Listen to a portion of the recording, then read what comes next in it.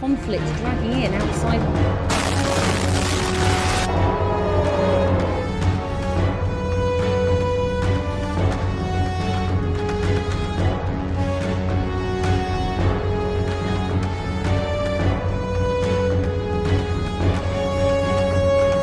Well as oil and gas infrastructure.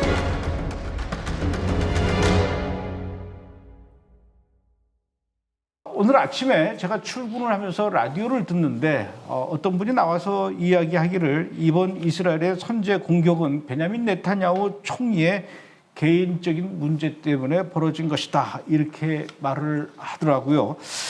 어차피 베냐민 네타냐후는 전쟁이 끝나면은 개인적인 비리로 인해서 총리직에서 물러나야 되고 또 재판을 받게 되고 재판을 받게 되면은 또 교도소에 가게 되는데 이 베냐민 네타냐후 총리는 그렇게 그 결말이 맞이하는 것이 싫어서 계속해서 전쟁을 끌고 있는 것이다.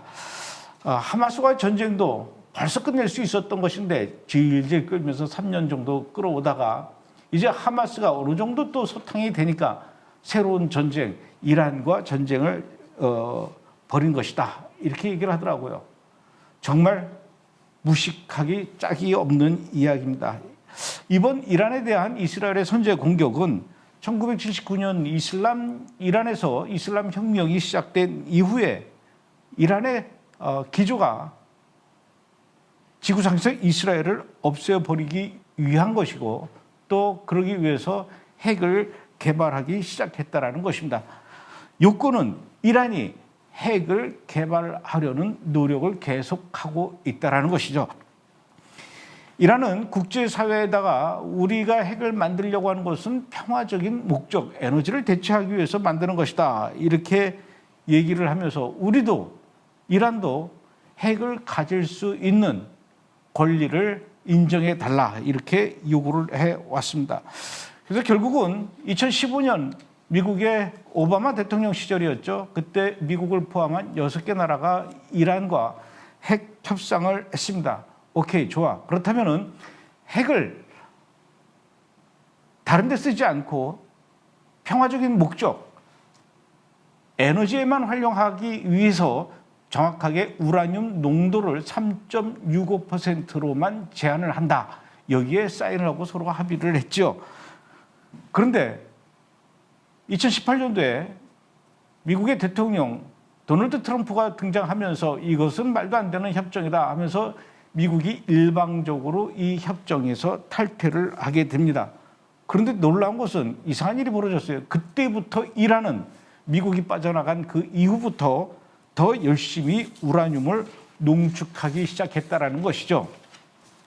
그러면서 지금까지 계속해서 우라늄 농축 농도를 3.65%를 훨씬 넘어서 20%, 30%, 50% 그리고 결국은 핵무기를 만들 수 있는 60%까지 올라왔다라는 것입니다. 결국 미국과 이란이 핵 협상을 이런 부분에 대해서 다시 하기 시작을 했죠.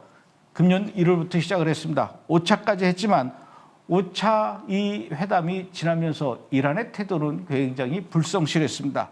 시간을 끌 생각만 했고 이 협상을 타결할 의지는 전혀 보이지를 않았던 것이죠. 과학국제안보연구소에 따르면요.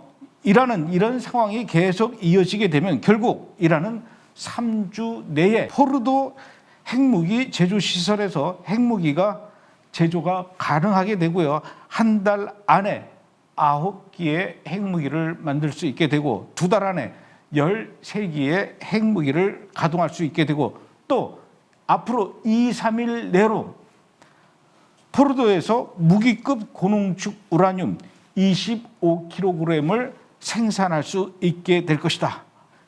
그리고 더 급한 것은 이렇게 해서 만들게 된 고농축 우라늄 핵무기를 만들 수 있는 거죠. 이것을 만들자마자 곧바로 이란의 전국으로 뿔뿔이 흩어놓아서 깊숙한 곳에 감추게 된다라는 이 신호를 이스라엘이 드디어 잡아낸 것입니다. 그런데도 6차 회담 또 어그러질 것 같아서 이스라엘 입장에서는 굉장히 다급해지지 않을 수가 없어서 그래서 결국 이번에 선제 공격까지 이르게 된 것이죠. 절대로 베냐민 네타냐후 총리가 재판받기 싫어서 그리고 교도소 가기 싫어서 전쟁을 일으킨 것과는 전혀 상관이 없는 얘기죠.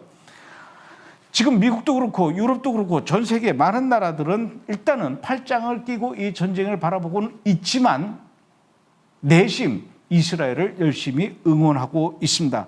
왜냐? 이스라엘은 물론이고 유럽과 미국도 이란이 핵무기를 갖는 것을 절대로 원하지 않기 때문이죠.